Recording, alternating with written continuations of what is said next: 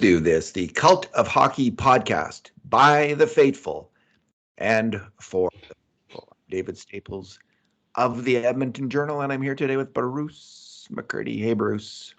Hey, David, how are you doing tonight? I'm doing good, Bruce. I'm doing good.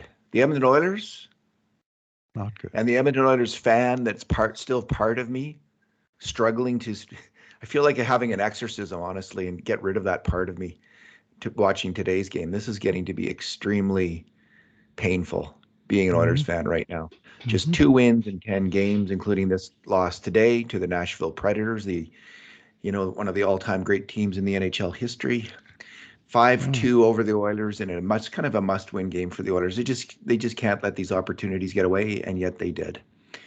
Bruce, this will be our 2 good things, 2 bad things, 2 numbers, and 1 conundrum podcast. But because it was kind of a stinker of a loss, we'll go with 2 bad things each. We will start on a positive note, though. Our good things. What is your good thing? Okay. I'm going to go with the white-breasted nuthatch and the house finch that simultaneously found themselves on my bird feeder a couple of minutes ago right outside my window here. That was a good thing. I like that a lot.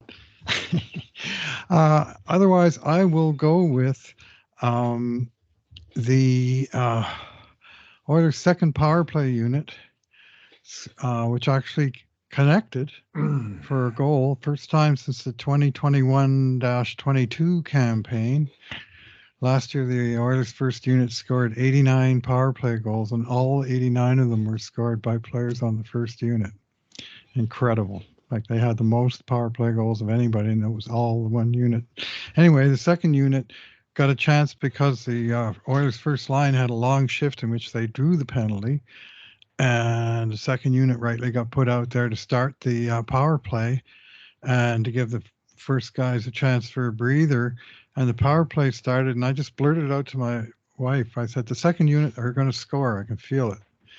And about 10 seconds later, the puck was in the net. It was a slap shot from Darnell Nurse that rang the post, and I think it bounced off of the blocker of Kevin Lankinen and took a favorable for the Oilers bounce and into the net to open up a 1-0 lead.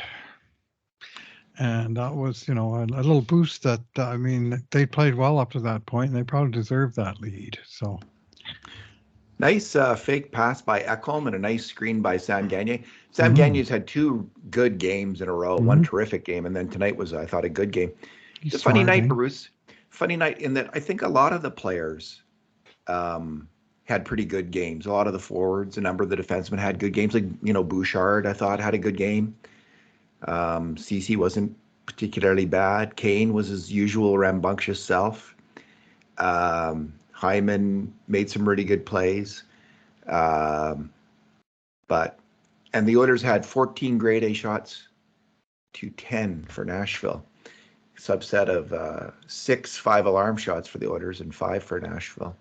So there was some good process, as they say in this game, which is no small comfort when you just have 2 wins in 10 games and you lose to a team that you should beat. But, and I know people are going to object to this when they read my game grades, because I grade on process and I grade on individual players, not team play. So if the team loses, not everyone doesn't get a negative mark.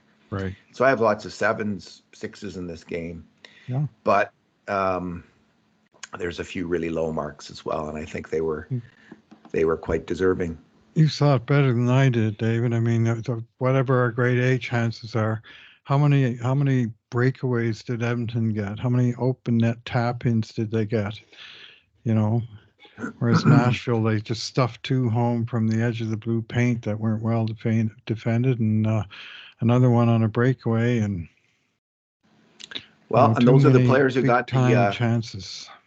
The low marks, Bruce, are the ones who are responsible for those mistakes. Yeah, too many big-time chances. Darnell Nurse being one of them. And anyway, we'll get to the bad things in a second. My good thing is, listen, as much as anything, my wife was asking me what's wrong with the Oilers, and I was struggling to come up with an answer.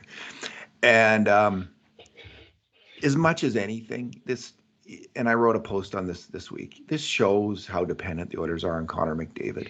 Yes. He has not been himself. And if you're Yeah. looking for why they only have 2 wins in 10 games, that is like a number one on the list, way higher than anything else. Well, their defensive mental errors would be the other. Those are the 2 things that's standing out: is mental errors on defense. But McDavid they always make those, and McDavid usually makes up for them. He's just not able to right now. His play has been characterized. His legs look good. He's moving fast, so that's good news. But there's something with his stick handling, which is just not off, and his shooting. There's the problem isn't some kind of something that leads to a problem with stick handling and fine motor control of the puck, which he excels at more than anyone else in the NHL, but hasn't been doing recently. Tonight, and I don't know if he just willed himself to do this, but he charged in, Bruce, against heavily defended slot area, and he got off 2 grade A shots on rushes. Those were plays that I haven't seen from him since the first couple games of the season, I don't think, where he charges into the slot and is able to get off a grade A shot, and he did that twice tonight. Twice. I remember the one. So that was a really good sign from Connor McDavid that he was able. Now, and again, I don't know, maybe that's just sheer willpower, but I also take it as a sign that he might be getting back some of his dexterity with the puck, which can't come soon enough, because the Oilers they need him to win them games. They need Connor McDavid to win them games, because some other players are playing well, but they just can't create on the power play and an even strength the way they need to without him putting up points. So the other player I noticed who is coming around from injury is Mattias Ekholm. And Mattias Ekholm has been, in terms of performance, I'm not talking about effort or anything else. In terms of execution and performance, Mattias Ekholm has been awful this year. He is by far making the most mistakes on grade A shots against at even strength of any Oilers defenseman. And he hasn't been creating much on the attack. He has been struggling, but he has been slowly grading up, slowly moving up. And tonight was his best game. You think? And he kept a clean sheet. He didn't make one mistake on a grade A shot against an even strength. Now, he was part of a SNAFU on the penalty kill, which resulted in a goal against. Which goal was that? It was the third or the second goal against. Third. It ends up down low with a 2-on-1 with Desharnais covering, and there's a pass out front and a wide open net it goes through Desharnais' skates and wide open shot on the cross seam pass. But this all the reason there's a 2-on-1 down low is because Connor McDavid has charged the point. Yep. When the defenseman has full possession of the puck, David decides he's going to charge up to the point, and that pulled everyone else up to cover the middle of the area where he should have been covering. Ryan was moving up. Ekholm has to move up to cover that high slot man. When Ekholm moves up, it leaves the guy down low open, and that's how this play happens.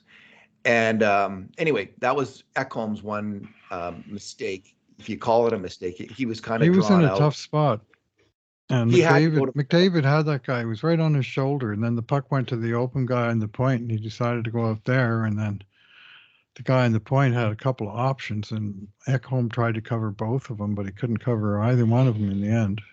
Yeah. So. And I know there's certain triggers on the penalty kill where you're supposed to attack hard the player with the puck, and one of them is if his back's to if his back's to the boards and he's not facing the play.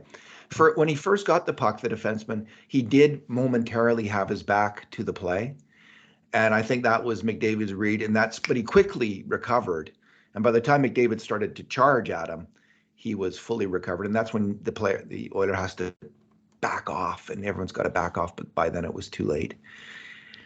And the sequence of pain unfolds before our eyes yet again of the Oilers giving up there's something more than a 5-alarm chance. Like the 5-alarm chance is going 33% of the time. Chance like that, it's 50% of the time they're going to score. And the Preds had a number of chances like that, with just open nets, uncovered players in front of the net, and all you got to do is drain it. Somehow I was talking about a good thing, Bruce, and I got onto that. It's kind of this nice. is how things are going, David. Yeah. Even the We good will. things seem to have sort of sloppy edges to them, right? Yeah. So Ekholm, this is a really Yeah. big sign. They need Ekholm to play well. If they have a top four of Ekholm and Bouchard, Bouchard had a really strong game. Man, was he good with the puck this Mm-hmm. game, and he kept a clean sheet. Um, Brett Kulak kept a clean sheet. There was some really strong defensive play by a number of players in this game. Um, if they have Cece and Nurse as one pairing, and I know they didn't play well tonight, but especially Nurse had some rough moments. But I think sending Broberg to the minors could help this team overall because I think the 7D was screwing them up. They just need to have set partners for a while, figure this out, get some organization and structure in their game. And they do have, I think, 3 solid-ish partnerships. Maybe Ekholm and Bouchard can be better than that, but it won't be until Ekholm's ready, and I think he's ready. Yeah, that pairing was the least of Oilers' problems today. Yeah, they were damn good. Bruce, let's move on to our bad things. What is your first badamundo? Yeah, well, I'm going to cite the Edmonton Oilers' first unit of McDavid, Draisaitl, Hyman, Nurse, and Cece. That at 5-on-5 today were on the ice for the first 2 Nashville goals, of which in the first part of the game, there was only 2 even strength goals, and both of them were scored by Nashville's first line head to head against Edmonton's first line, Forsberg and O'Reilly, and yeah, they got it done. So we had at the end of this game for that group, we had CC -3, Hyman -3, Nurse -3, Draisaitl -2, McDavid -2. And another measure is the game score that's kept tracked in every game by hockey stat cards, and it's a combination of statistics. And they do consider a lot of things. They consider offense, production, defense, and miscellaneous, including penalties drawn, penalty kill impact, face-offs. Like there's a lot of things that they list the game score in order for each player. And for the Oilers, Evan Bouchard, number 1, Matthias Ekholm, number 2, top of the charts. And then it was forwards like Gagne, Fogle, Ryan, McLeod, down through the lineup. Here are the bottom 5 Oilers by game impact today. Draisaitl, McDavid, Hyman, Nurse, Cece. Same 5 guys that I mentioned were in the first unit. And they got burned twice. The immediate tying goal that was scored like 25 seconds after the Oilers took the lead, never to get again. So frustrating, man, oh man. And it was, I think, mainly on the goalie, but they got the puck into their end. They got outnumbered underneath the goal line, and bad things happened. And then they came out to start the second period, score tied 1-1. 23 seconds into the period, Ryan O'Reilly is scoring on a tap in from the edge of the crease, and Nurse is unable to contain him. Was it McDavid that wasn't in the shooting lane? One of the forwards that allowed the outside shot. And at the other end, they were creating some chances, but they're not finishing at all, like at all. We're up to now 7 straight games, David, since McDavid or Draisaitl or Nugent Hopkins scored a goal. And I mean, those are the 100-point guys from last year. None of them has a goal for 7 games now. And they're just not producing. And the overwhelming level of scoring capacity that they've proven to have, they don't seem that dangerous. I mean, maybe I'm just getting jaded, but it just doesn't seem like, that there's a goal cooking. With one exception, the one power play goal that Edmonton got, that was a great cycle by the power play. And otherwise, I didn't think that for all that he played a pretty good game today, Kevin Lankinen was had to be that outstanding. I think maybe one what I call great save and otherwise solid. And they just don't seem to be a threat to be filling the net. I like that line a bit better than you did this game, Bruce. Okay. What I saw from Draisaitl this game was he was constantly setting up people, and they were bobbling the puck, fanning on the puck, missing the net. So I thought Leon, it would be interesting to go back over Leon's play that game and see how many times, I think it's 2 or 3 times, where he set people up in the slot for great shots and they either missed the net or bobbled the puck. Yeah. So and those won't show up on game score, I can promise. No, and nor are they on our 5-alarm chances. Yeah. And they didn't defensively make a lot of mistakes themselves necessarily, although I feel on the first goal, Leon's back check was inadequate. That if he had just kept his feet moving on Forsberg, he would have forced him out a little wider. He might have even denied him that pass. And I know it's asking a lot of a star player to back check as if his life depended on it. But I just think if he had back check hard on that play, and I'm going to get to this in a second. It's all on Campbell. But if Leon had done that, he had gotten back, then when Forsberg comes around the net, it wouldn't be a 2-on-1 down low. Cody Ceci might have been able to play Forsberg if Leon's back too. So anyway, I thought Leon was pretty good, and I thought Hyman was fine. He was hustling hard and scored a goal. He went to the net, and he won. That was a great power play. Man, did they work hard power play. So I didn't see that line. Second power play scored and challenged them, and they got their act together it took them like 100 seconds or something to put it in, but they were just all over him. Now McDavid was late to the point on one of those shots. He on one of the other even strength goal that they were out for, he didn't block that shot, and it got through, and Campbell couldn't contain it, and Nurse couldn't contain Horak. Yeah, Campbell's foot, and he just. Anyway, my bad thing is Jack Campbell. My first bad thing. That first goal, or was it the first? No, it's the second. The wraparound. Yeah, that's the second goal against. It's 2-1. It's 1-1. Forsberg rushes up the ice and he wraps it around, and he doesn't even wrap it around to the middle of the net. He just wraps it around. That was the 1-1. Yeah. Oh, that's the 1-1. Yeah. And what is Jack Campbell doing? He is way on the other side of the net. And this is what I've noticed him from when Jack Campbell has been bad. He loses his net. He overreacts. He's so hyper that he overreacts to the first shot, totally bites on whatever's happening. Bites hard, and then is out of position. And was he ever, he was so out of position. So it would have been a fairly routine, a wraparound is not a grade A shot. They don't go in 20% of the time, maybe tops 10 to 15. And goalies have got to have that shot. And because he had bit so hard on that first play by Forsberg coming down the wing, he was way out of position. And I don't know what the reaction was on the bench. Like, it wasn't like a lot of bad goals are so obviously bad because the goalie, it goes sieves right through the goalie, right? An outside shot sieves through. It's like, what? But this is just as bad as any of those. I'm sure they, that had to put a pin in the balloon. They just scored to take the lead, literally 25 seconds. 25 seconds they held the lead.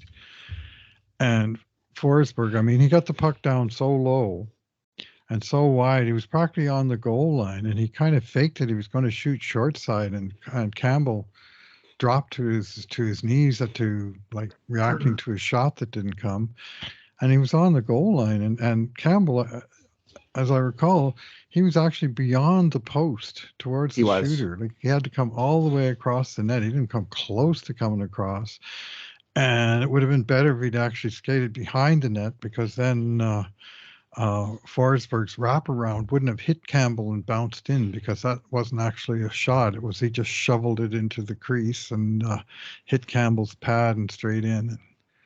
What a letdown. And I would say the turning point of the hockey game. I think so. And we've talked about this before, how when there's a bad goal against, Oh, it just is so deflating for a team because goals are hard to come by in the NHL. And early in the game, especially, it's well, not especially, but any time in a game, there's a bad goal. But like when it's close, the score is close. It's just such a blow to the team. He also arguably, blew it on the second goal, the outside shot that got through that we were talking about earlier. With it was tougher because McDavid didn't get out to the point, and then Nurse with his total eclipse of the sun screen on Jack Campbell certainly did not help. And then he was also late to O'Reilly at the side of the net. But the first shot hit Campbell in the foot, and it's sitting there. And you'd hope the goalie can stop the rebound, smother the rebound, do something with the rebound, and he didn't. It just sat there, and O'Reilly smashed it in. So that wasn't as egregious a mistake. That's just, in some ways, it's a tough play for the goalie, but you do hope that they will do better with that kind of play as well. yes. Your second bad thing, Bruce. Yeah, I'm going to go with the too many men on the ice penalty against the Oilers in the middle frame. This was when the game had seen a succession of power play goals, where Nashville had scored to make it 3-1. Edmonton scored on their great power play to make it 3-2. Then Edmonton took a penalty like 20 seconds after the 3-2 goal. But during the penalty kill, Nugent Hopkins drew a hooking penalty to make it 4-on-4, and the Oilers were going to, after the 4-on-4, they were going to have a little bit of time on the power play. And what happened was that when Ryan McLeod came out of the penalty box, he was sort of halfway across the ice, and Zach Hyman jumped out onto the ice, and before McLeod could dive over the boards, Hyman played the puck, and it's an easy call when the guy plays the puck. And it was back to the penalty box, back to 4-on-4, no power play for you, Oilers. Instead, it's another power play for Nashville. And this was at a time in the game where I thought the Oilers had closed the gap, that they might be having a chance to tilt the ice again.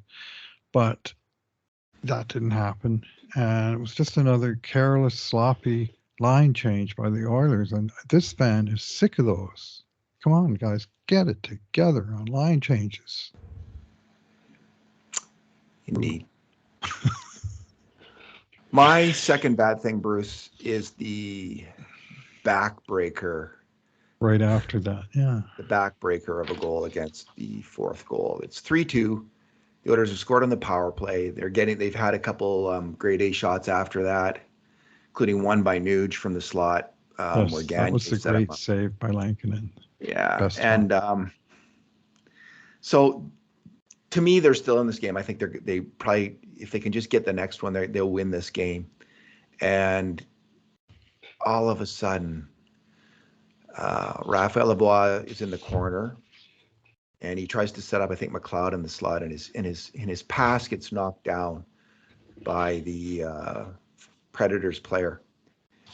And at the same time as Lebois has it, Vincent Desharnais decides he's going to get that tying goal, and he starts moving into the slot. He leaves his position at the point. He moves into the slot. And when the puck is turned over, he's still moving forward and unable to reverse direction. And his man gets the breakout pass, and his man goes in and scores. And there's nothing much Vinny Desharnais can do about it. And so here we have, this is the second time this game the Oilers have given up a goal off the rush. They've now given up, by our count, which is a little higher than some of the other counts, they've given up 18, Bruce, off the rush this year at even strength. And the Oilers have scored just 6. 18-6. Mm-hmm. So, like if you want to say mechanically, systematically why the Oilers have lost, it's this particular play. And so some people have been really hard on Raphael Lebois on this play. Mm-hmm. I think that's unfair. I'd be really hard on him, but he made a mistake, It's a mistake, but listen, how many times do forwards trying to set up someone in the slot make a turnover? That's hockey. Yeah, That's very common. That Yeah. happens all the Oh. time. In fact, we want them to try risky passes into the slot often, or uh, it's the one place where you're going to take a risk if you're going to make a pass, where you're constantly going to be taking risk making passes because you got to take that risk to score goals. And it's the safest place to make that kind of risk. It should be because you have two defensemen back and often a forward in the high slot. There's no goal against here if Vinny Desharnais holds his position. Nothing Mhm. bad happens. There's a turnover and nothing bad happens. So I just think Desharnais made a really bad decision. It's an impatient decision. They're only down one goal. They've got a roster full of people who historically have been able to score goal after goal after goal. And you're Vinny Desharnais, and you decide you're going to sneak into that slot and score a goal rather than play it safe. It was a really bad mental error by him. And it's typical. I think if you go over those 18 goals off the rush, probably half of them are the direct result of really bad decisions similar to that. And it's those mental errors that are just, I wrote the headline, mental errors again killed the Oilers or something like that and lost. And I think it's the second or third time That's the where I've same said, headline I wrote same last night. headline. Yeah, it's just in the same headline. Yeah, you focused on it. It's exasperating the way they're losing these games. Yeah. Shooting themselves in the foot with their defensemen shooting up into the play trying to score. And I don't know what's going on. We've seen it so Well, much. I'll give. Um, uh, you say it's all right to fire passes into the slot, and sometimes they're going to get intercepted. Well, it's if your defenseman sees a hole and he jumps into it and they don't use it. I mean, sometimes that's not going to work out either. I will, in defense of both players, Lavoie and Desharnais, say this. Uh, Oilers made a small mistake, and Nashville absolutely crushed them with execution. They did. The puck was chipped over to the. It was a great play by the defenseman. Was it Yossi to get a stick on the pass? Like it was a bullet pass from Lavoie with an intended receiver at the other end. He wasn't just firing a prayer into the slot. And the Correct. stick came out and chipped it over to the boards. And the guy on the boards, which had to be Luke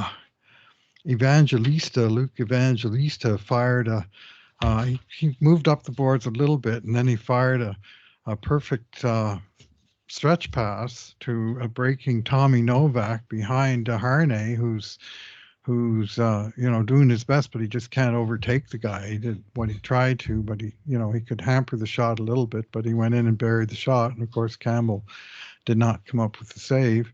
I thought maybe Kulak could have played the angle a little better than he did to cut it out that cross ice pass, but he didn't read exactly where Yeah, it Novak was a was, I think. tough one. It was a I tough know what one. you're Anyway, saying. my point being, small mistake, vicious execution by the other guy's goal. Where is execution by the Oilers that ever produced goals the other way, where the other guys make a mistake and bang, we're going to crush you on the rush? The 16 goal or 18 goals against on the rush is upsetting, but so is the 6-4. It's brutal. Where is the rush attack? And Oilers are getting schooled by teams that are showing this is what you do to teams that make a mistake. Well, Oilers, how about you show them what happens when mistakes get made? I'm just not seeing it. Not seeing it. We're not seeing that execution. Are we at numbers now? Yeah, we are. Okay, what is your number, Bruce? Okay, I'm going to go with these numbers. 22 minutes, 33 seconds, 25 minutes, 58 seconds, 22 minutes, 47 seconds, 24 minutes, 2 seconds, 25 minutes, 35 seconds. That was the ice time for the Oilers' Big Five forwards on Thursday night against Dallas, day and a half ago.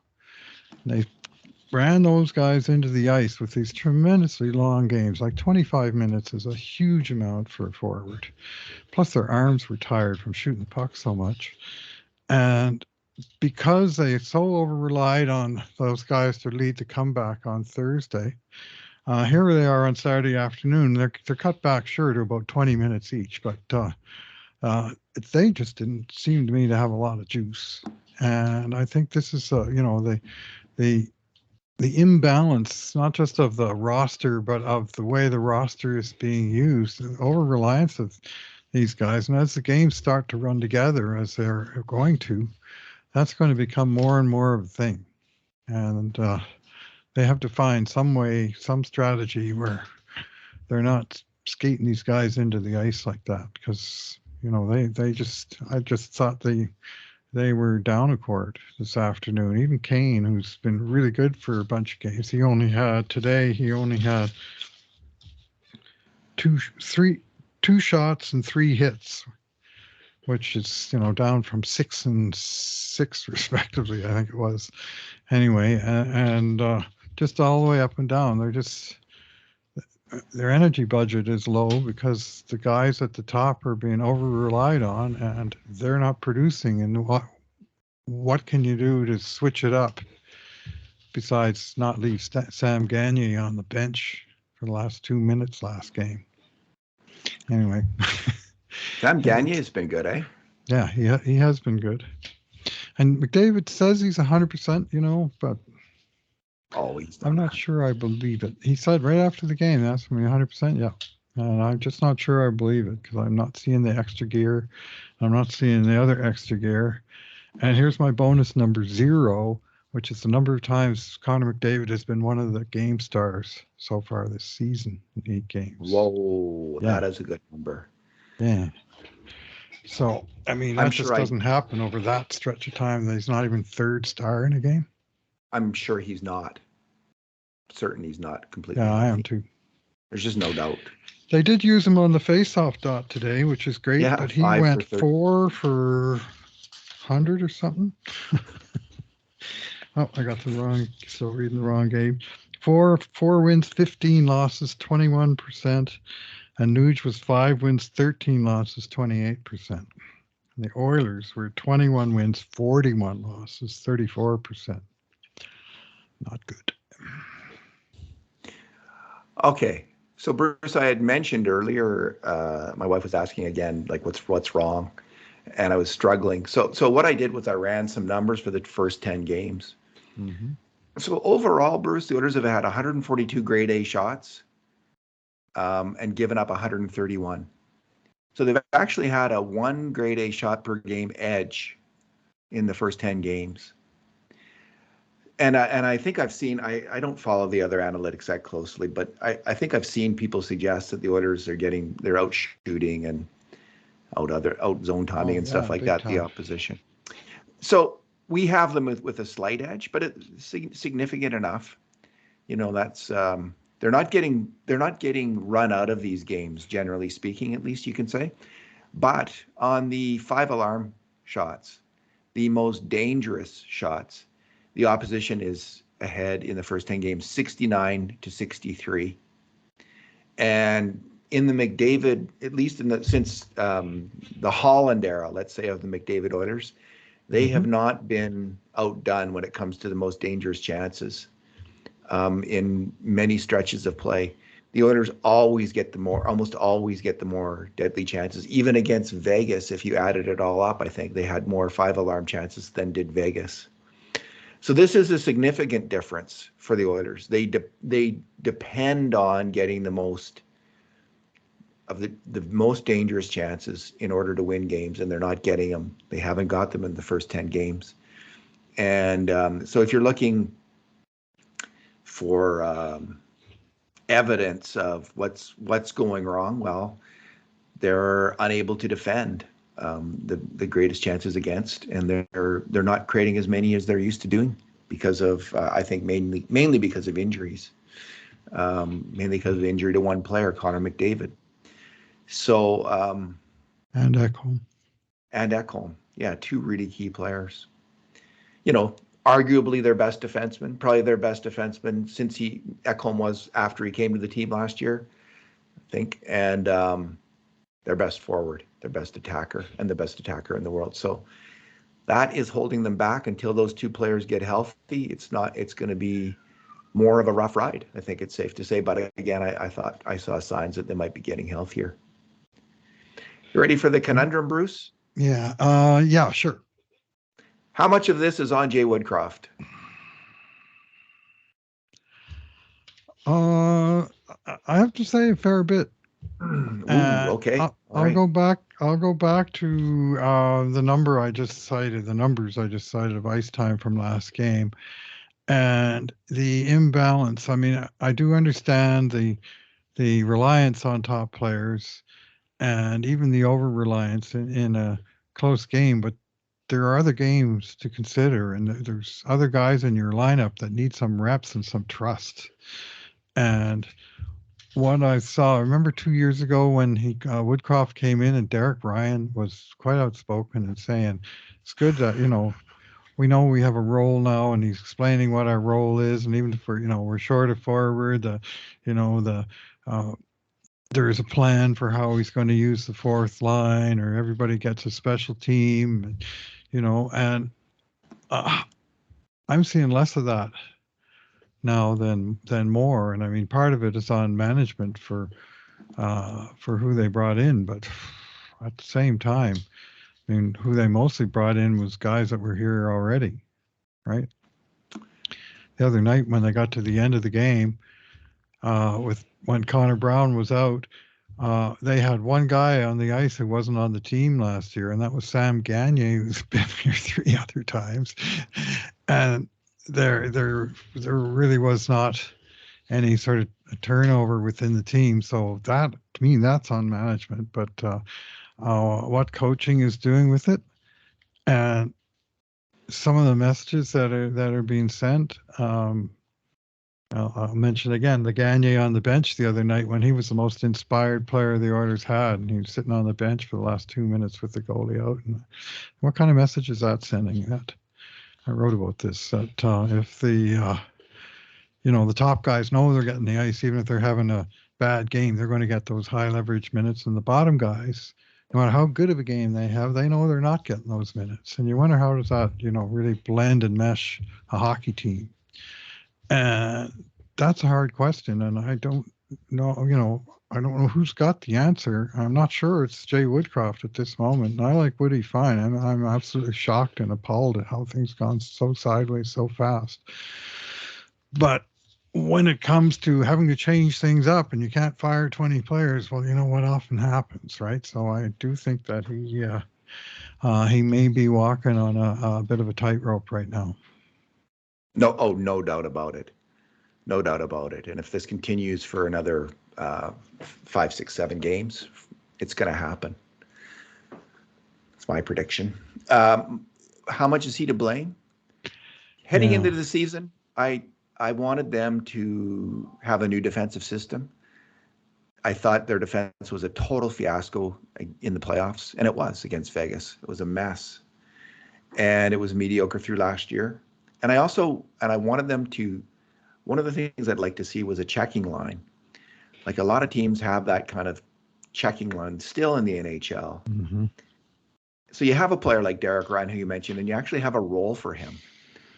And man, Bruce, the Oilers missed that kind of line so much. They just don't have it still. Mm-hmm.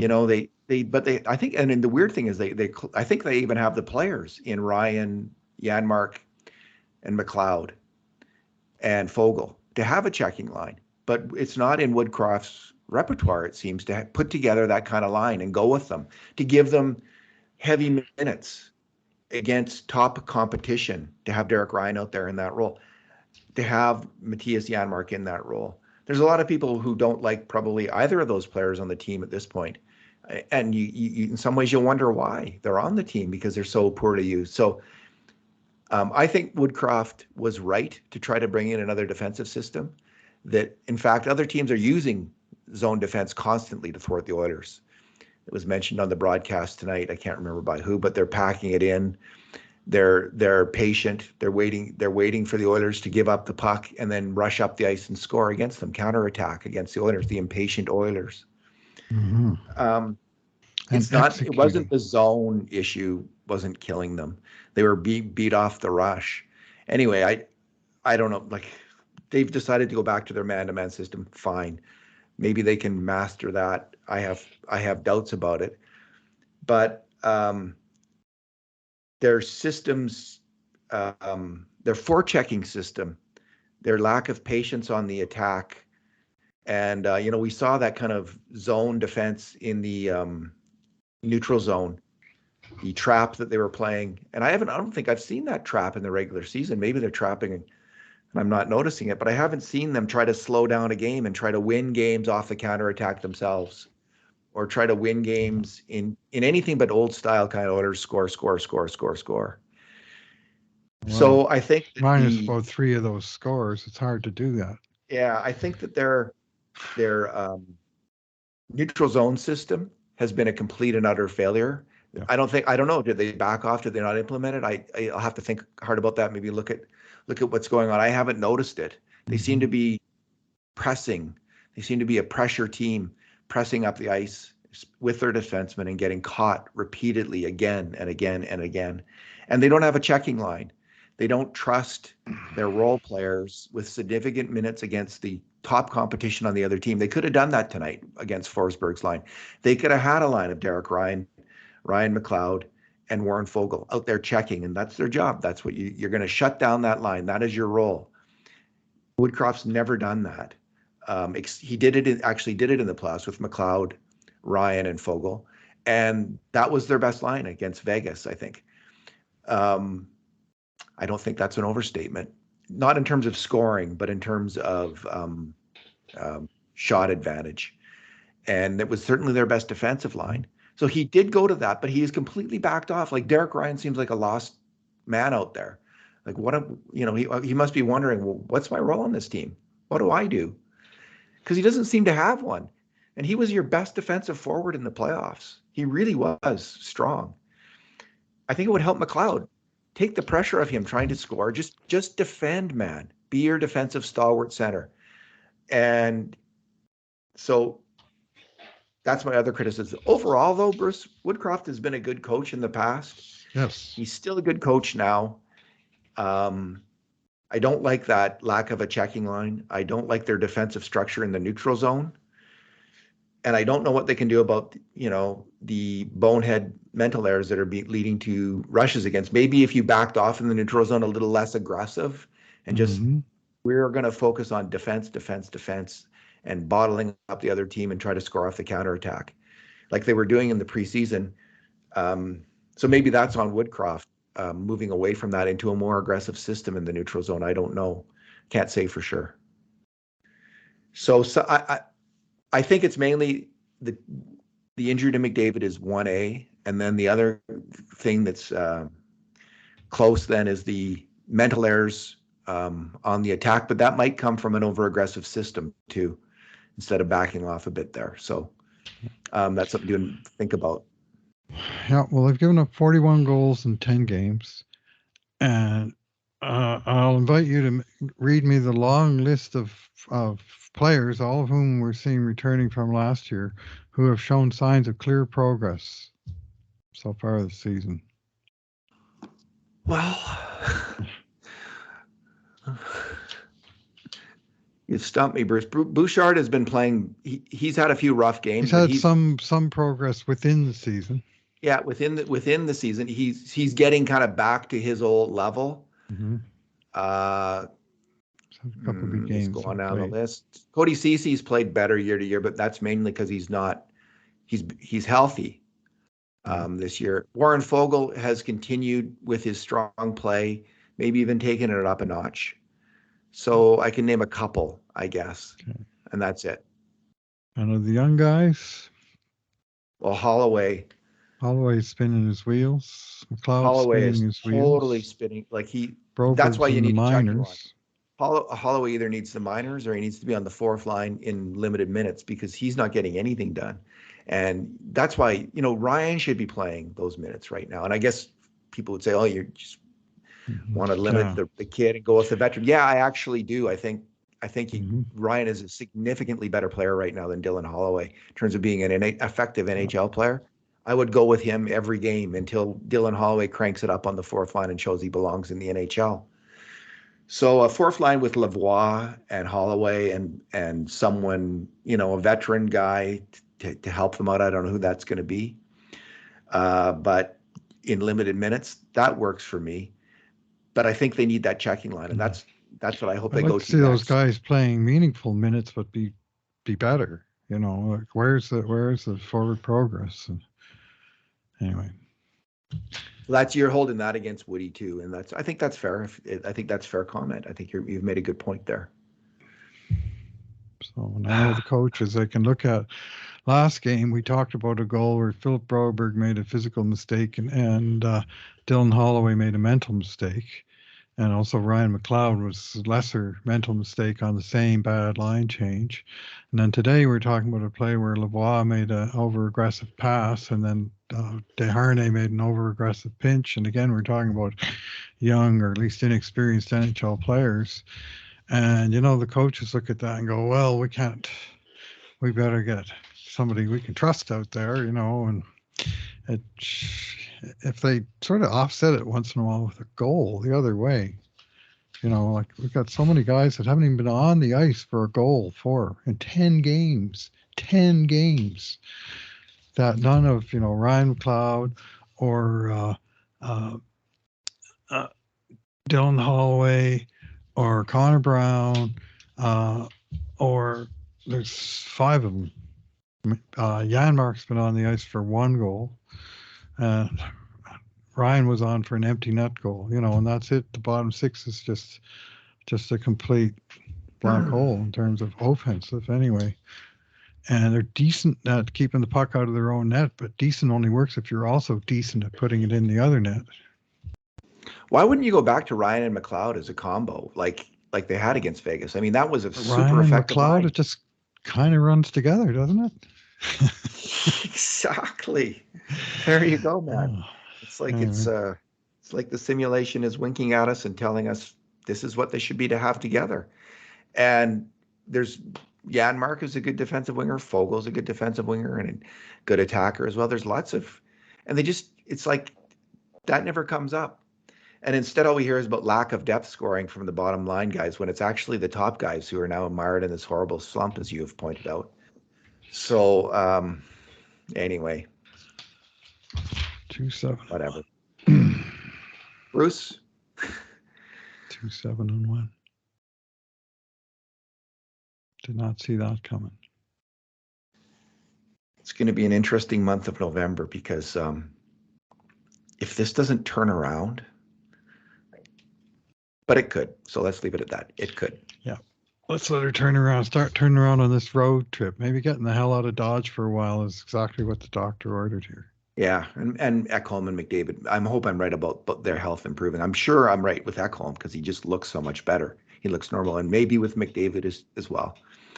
All right, Bruce, thanks for talking tonight. Thanks for listening, everyone.